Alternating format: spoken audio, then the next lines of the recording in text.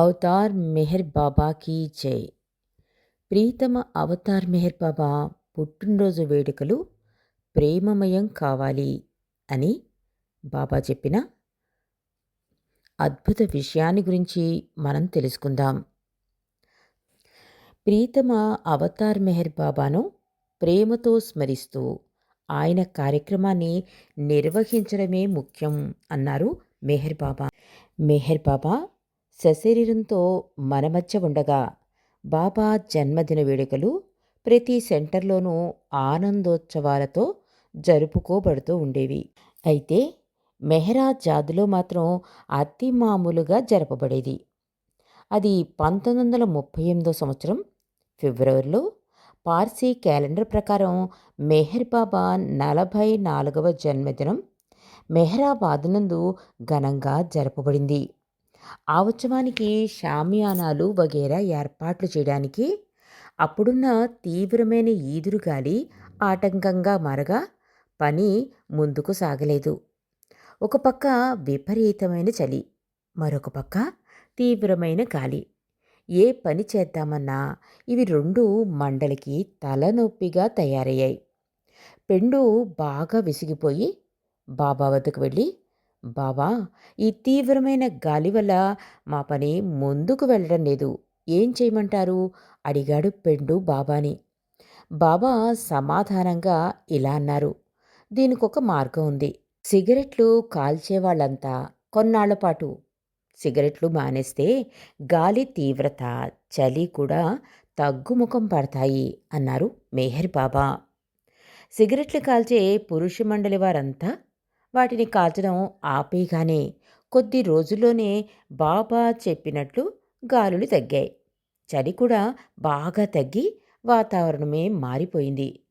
పుట్టినరోజు ఏర్పాట్లు వారనుకున్నట్టు చకచక పూర్తి చేసేశారు మండలి.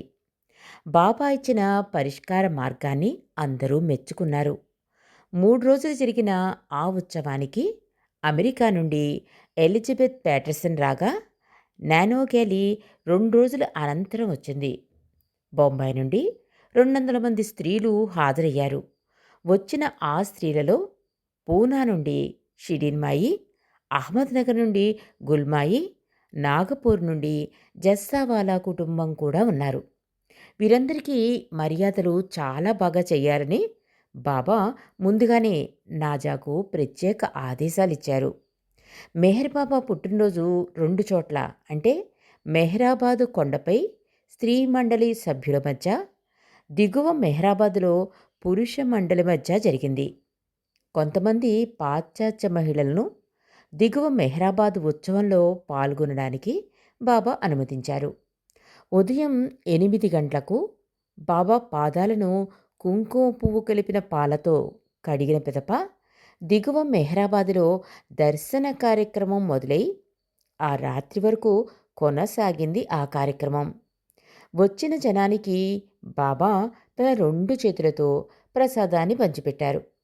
బాబాను కీర్తిస్తూ అనేక భజన గీతాలు పాడారు. ప్లీడరు మొదలగువారు ప్రసంగించారు. కవ్వాలీలు వినిపించబడ్డాయి. తెల్లవారుజామున 3 గంటల నుండి మరునాడు అర్ధరాత్రి వరకు విరామం లేకుండా బాబా ఆ వేడుకల్లో పాల్గొని విశ్రమించడానికి తన క్యాబిన్కి చేరుకున్నారు బాబా. అక్కడ ఒక స్త్రీ బాబా వద్దకు వచ్చి, బాబా, నా బిడ్డ ఆకలితో ఏడుస్తున్నది, కొంచెం పాలు కావాలి అని అడిగింది. బాబా తానెంత అలసిపోయినప్పటికీ తన రాత్రి కాపలాదారిని వెంట పెట్టుకుని మళ్ళీ దిగువ మెహ్రాబాద్కు వెళ్ళి పాలు తీసుకుని మరలా కొండపైకి వచ్చి అక్కడే ఎదురుచూస్తున్న ఆ స్త్రీకి పాలు అందజేశారు బాబా.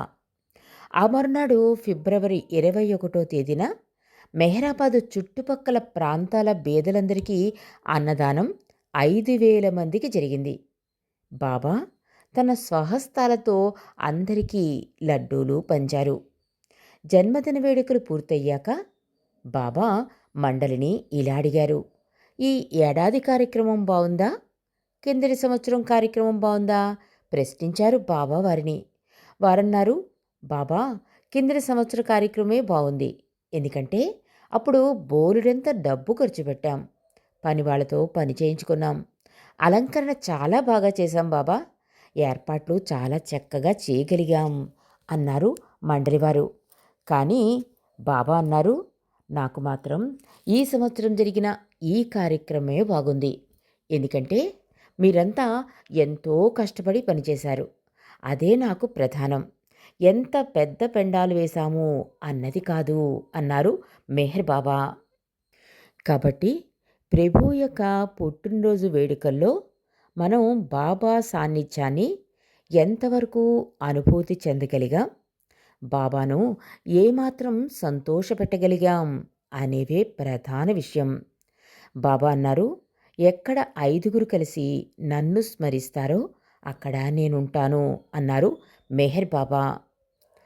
బాబా పుట్టినరోజును పురస్కరించుకుని చేసే ఏర్పాట్ల ద్వారా మనమంతా కూడా ఆ రోజంతా బాబా సమక్షంలో గడపాలని, మన హృదయాల నిండా బాబా ప్రేమను, ధ్యాసను నింపుకోవాలని, మన ప్రేమను బాబాకి ఇవ్వడం ద్వారా ఆనందాన్ని పొందాలని ఉద్దేశింపబడినవే ఇలాంటి కార్యక్రమాలు. ఆ ప్రయోజనాన్నే మనం ఎప్పుడూ దృష్టిలో పెట్టుకోవాలి. ఆ ప్రయోజనం పొందడానికే సదా ప్రయత్నించాలి.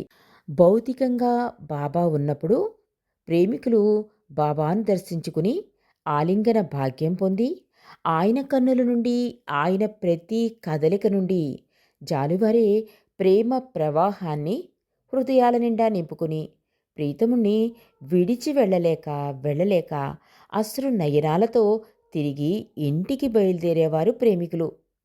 వారు అనుభవిస్తున్న ఆవేదనను గ్రహించిన బాబా ఇలా సౌజ్ఞ చేసేవారు.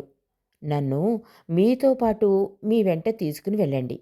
నేను మీతోనే సదా ఉంటాను అంటూ భరోసా ఇస్తూ వారిని సాగనంపేవారు బాబా.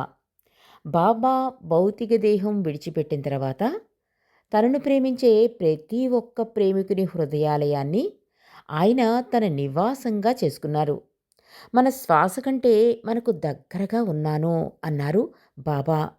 మనలను మనం ప్రేమించుకునే కంటే మిన్నగా ఆయన మనలను ప్రేమిస్తున్నారు అన్నారు.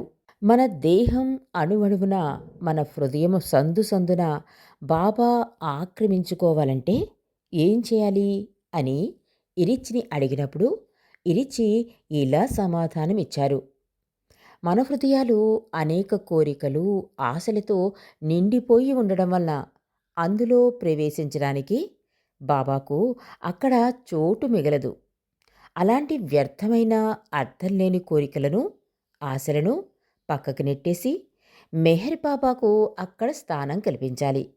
అధికాధికంగా ఆయన స్మరణలో సమయాన్ని గడిపితే ఆయనే మన దగ్గరకు వస్తారు.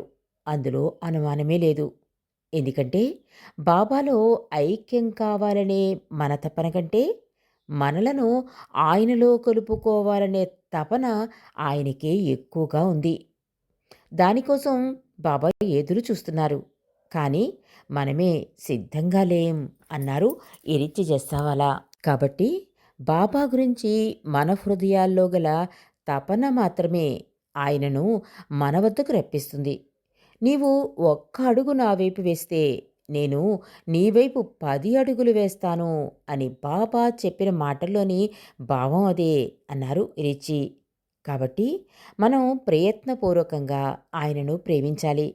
మనం నిజాయితీగా బాబాను ప్రేమించలేకపోతుంటే ఏ విధంగా ఆయనను ప్రేమిస్తే ఆయన సంతోషిస్తారో ఆ విధంగా ప్రేమించడానికి ప్రయత్నం చెయ్యాలి. అలాంటి ప్రేమ బాబా ఎడల కలిగి ఉండడానికి మనం చేసే ప్రార్థనలు నిజాయితీగా చెయ్యాలి. కనీసం ప్రయత్నం చెయ్యాలి. మనం మన ప్రీతముని వైపు పరుగులెట్టకపోతే కనీసం నడవడమైనా చెయ్యాలి. నడవలేకపోతే ప్రాకుతూ పోవాలి. అది చేయలేవనుకో, ఆ విధంగా చేయడానికి శక్తిని ప్రసాదించమని బాబానే అడుగు. ఏదో ఒకరోజు తప్పక ఆయన వైపు ప్రాకగలిగే శక్తిని పొందుతావు. చివరికి మనం గ్రహించగలిగేదేమిటంటే మనం ఆయన వైపు ప్రాకుతూ పోయే అవసరం కూడా ఉండదు. ఆయనే స్వయంగా మన వద్దకు వచ్చి మనలను తన వీపుపై వేసుకుని తీసుకెళ్తారు అన్నారు ఎరిచి.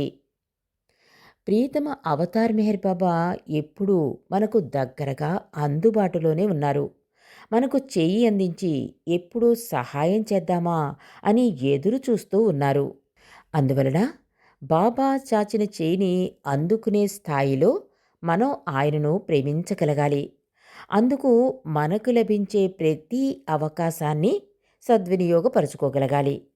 బాబాయిల విశ్వాసాన్ని దృఢతరం చేసుకుంటూ ఆయన ఆశించిన విధంగా ఆయనను ప్రేమించగలిగితే మనకు తెలియకుండానే మార్గంలో ముందుకు పోతూ ఉంటాం.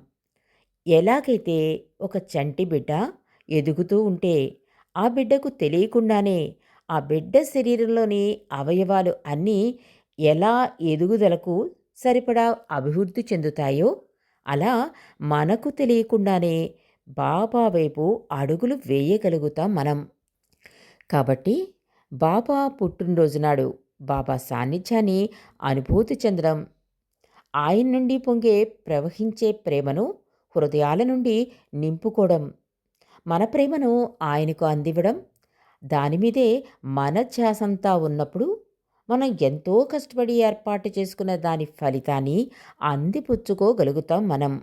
మనందరి తండ్రి అయిన ప్రీతమ అవతార్ మెహర్ బాబా జన్మదినాన్ని మనం జరుపుకోవలసిన విధంగా జరుపుకున్నామనే సంతృప్తిని మనందరం పొందగలిగేటట్లు మెహర్ బాబాను ప్రార్థిద్దాం. ఆయన ఆశీస్సుల కృపా ప్రేమను పొందుదాం. అవతార్ మెహర్ బాబాకి జై. ప్రేమ పదం వాట్సాప్ గ్రూప్ సమర్పణ.